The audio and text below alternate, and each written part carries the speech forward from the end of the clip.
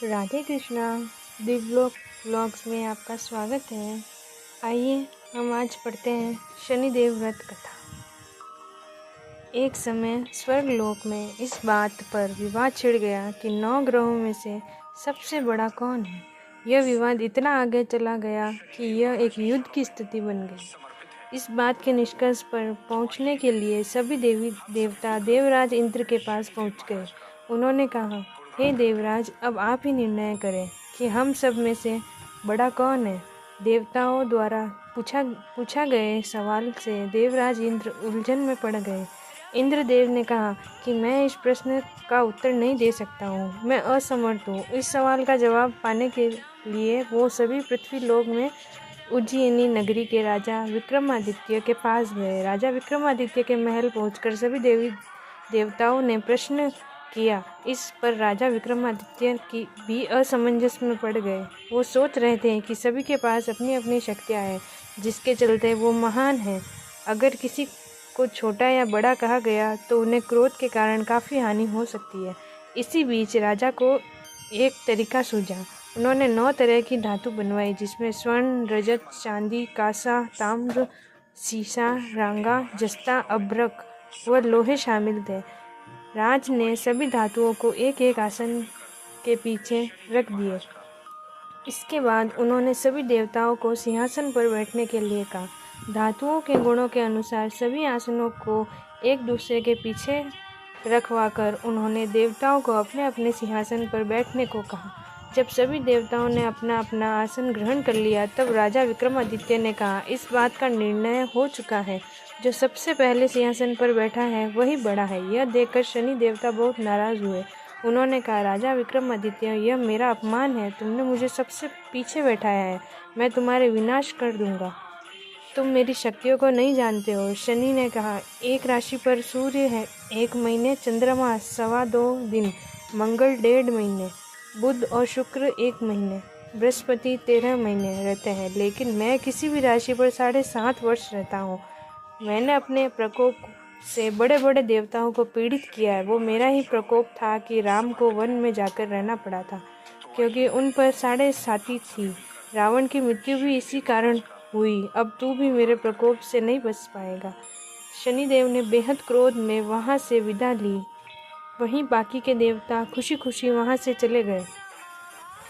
इसके बाद सब कुछ सामान्य ही चलता रहा। राजा विक्रमादित्य पहले ही एक तरह ही न्याय करते रहे। दिन ऐसे ही बीतते रहे, लेकिन शनिदेव अपना अपमान नहीं भूले। एक दिन शनिदेव बदला लेने के लिए घोड़े के व्यापारी के रूप में राज्य पहुंचे। जब राजा विक्रमादित्य को इस बात का पता चला तो उन्होंने अपने अश्वपाल को कुछ घोड़े खरीदने के लिए भेजा। अश्वपाल लौट आया और राजा को बताया कि घोड़े बेहद ही कीमती हैं। राजा ने खुद जाकर एक सुंदर और शक्तिशाली घोड़ा पसंद किया और उसकी चाल देखने के लिए घोड़े पर सवार हो गए। जैसे ही राजा विक्रमादित्य घोड़े पर बैठे, वैसे ही घोड़ा बिजली की रफ्तार से दौड़ पड़ा। घोड़ा राजा को एक जंगल ले गया और वहां जाकर राजा को नीचे गिरा दिया और फिर कहीं गायब हो गया। राज्य का रास्ता ढूंढने के लिए राजा जंगल में भटकने लगा, लेकिन उसे कोई रास्ता नहीं मिला। कुछ समय बाद उसे एक चरवाहा मिला। भूख प्यास से परेशान उस राजा ने चरवाहे से पानी मांगा। चरवाहे ने उसे पानी दिया और राजा ने उसे अपनी एक अंगूठी दे दी। रास्ता पूछकर राजा जंगल से निकल गया और पास में ही मौजूद एक नगर में पहुंच गया। एक सेठ की दुकान पर राजा ने कुछ आराम के लिए रुका। वहां सेठ से बातचीत करते हुए उसने बताया कि वो उज्जयिनी नगरी में आया है। राजा कुछ देर तक उस दुकान पर बैठा। जितनी देर वो वहां बैठा, सेठ जी की काफ़ी बिक्री हो गई। सेठ ने खुद को बहुत भाग्यवान समझा। सेठ ने राजा को अपने घर खाने का आमंत्रित किया। सेठ के घर में एक अंगूठी पर सोने का हार लटका था। उसी कमरे में वो राजा को छोड़कर बाहर चला गया। कुछ समय बाद अंगूठी उस सोने के हार को निकल गई। सेठ ने विक्रमादित्य से वापस आकर पूछा कि उसका हार कहाँ है। तब राजा ने उसे हार गायब होने की बात बताई।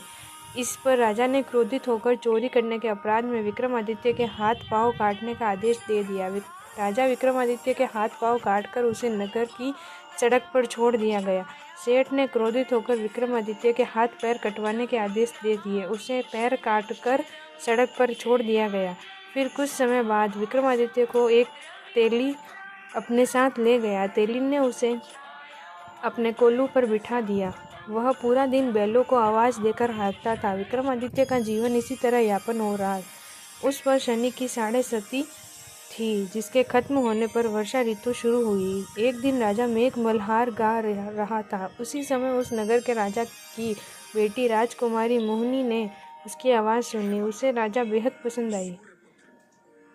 मोहिनी ने अपनी दासी को भेजकर गाने वाले को बुलाने को कहा। जब दासी लौटी उसने अपंग राजा के बारे में मोहिनी को सब बताया, लेकिन राजकुमारी अपने मेघ मल्हार पर मोहित हो चुकी थी। अपंग होने के बाद भी वह राजा से विवाह करने के लिए मान गई। जब मोहिनी के माता पिता को इस बात का पता चला तो वो हैरान रह गए। रानी ने अपनी बेटी को समझाते हुए कहा कि तेरे भाग्य में किसी राजा की रानी का सुख है, तो इस अपंग से क्यों विवाह करना चाहती है। लेकिन समझाने के बावजूद भी राजकुमारी अड़ी रही। जिद को पूरा कराने के लिए राजकुमारी ने भोजन छोड़ दिया। अपनी बेटी की खुशी के लिए राजा रानी अपंग विक्रमादित्य से मोहिनी का विवाह करना के लिए तैयार हो गए। दोनों का विवाह हुआ और वो तेली के घर रहने लगी।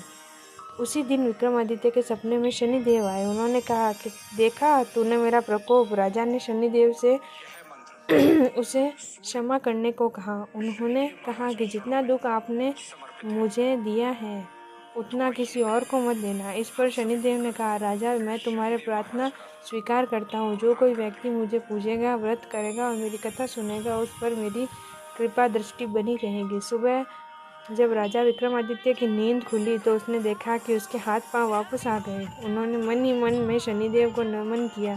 राजकुमारी भी विक्रमादित्य के हाथ पैर देखकर हैरान रह गई। तब राजा ने शनिदेव के प्रकोप की कथा सुनाई। जब सेठ को यह बात पता चली तो वो तेली के घर पहुंचा। उसने राजा विक्रमादित्य से उनके पैरों में गिरकर माफ़ी मांगी। राजा ने सेठ को माफ़ कर दिया। सेठ ने राजा से उसके घर जाकर भोजन करने के लिए कहा। भोजन करते ही हुए अचानक से ही खूंटी ने हार उगल दिया। सेठ जी ने अपनी बेटी का विवाह भी राजा के साथ कर दिया। उन्होंने उसे स्वर्ण आभूषण, धन आदि देकर राजा के साथ विदा कर दिया। राजा विक्रमादित्य अपने दोनों पत्नियों यानी राजकुमारी मोहिनी और सेठ की बेटी के साथ अपने राज्य उज्जैनी पहुँचे।